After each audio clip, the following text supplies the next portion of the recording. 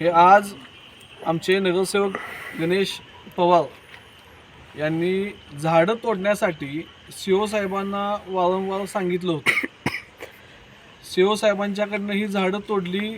त्यांना निरोप गेला नाही. गणेश चव्हाण म्हणून जे आहेत झाडं तोडणारे जे कॉन्ट्रॅक्टर आहेत त्यांना निरोप वारंवार गेला असेल नसेल आम्हाला माहीत नाही.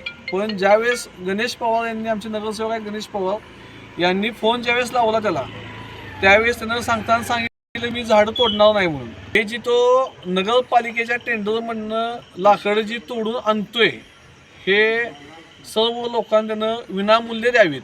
आज या ठिकाणी आजी नगरसेवक या ठिकाणी आले, कराड नगरीचे काही सामाजिक कार्यकर्ते आहेत. तर येण्याचा मुख्य उद्देश एवढाच आहे की हा जो कॉन्ट्रॅक्टर आहे तो या ठिकाणी ज्या आपल्या दहन होते प्रेत, म्हणजे ज्या बॉड्या डेथ होतात त्या बॉडीच्या पाठीमागं कराडामधले जी काही आपले काही झाडं आहेत नगरपालिकेच्या हद्दीतली ती झाडं तो तोडतो, तोच तिथं येऊन आणून पुन्हा आम्हाला डबल पैसे घेत असते. तर आमची एक सगळ्यांच्या वतीनं विनंती आहे, कारण हे पार्किंग आता मध्ये मोकळं होतं, पार्किंगला जागाच नाही. पुन्हा हे नवीन शहर त्याला कुठलेही टॅक्स नगरपालिकेचा कोणताही टॅक्स नाही. तरी पण 8,000 9,000 रुपये हे घेत असतो. आमची एकच विनंती आहे ह्या सर्वांच्या वतीनं की तुम्ही जे काय गरीब कुटुंब गरीब कुटुंब आहे तुम्हाला खर्च आहे झाडं तोडायचा, आणायचा, वाहतुकीचा आम्हाला मान्य आहे. परंतु त्यातून ही जी काही अति गरीब आहे झोपडपट्टी कुटुंब आहेत त्यांना तुम्ही सूट दिली पाहिजे ना. मी इथं स्मशानभूमीची इथं खरं हे जे गोंधळ कारभार चालू आहे ते बघायसाठी आलेलो.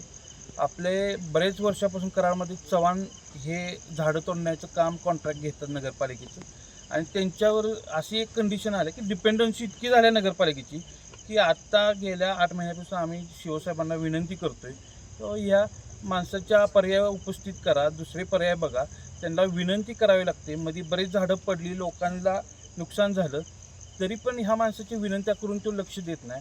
आत्ता ह्या कंडिशनवर आला आहे की तो नगरसेवकांनाही उर्मट बोलायला लागला आहे. मला काय नगरपालिकेची गरज नाही, तुमची गरज नाही, आरतुरीची भाषा घेऊन ही सगळ्यांची त्याचं संभाषण असते. आत्ता आम्ही इथं बघायला आलो तर जी पार्किंगची जागा आहे तिथं ते जे लाकडं आहेत बरं त्याला कुठला कर आकारणी नाही, कसले भाडं तो नगरपालिकेला भरत नाही, त्याच्या कोणाचं तो वर हसत आहे. अशा कंडिशनमध्ये तो काम करतो.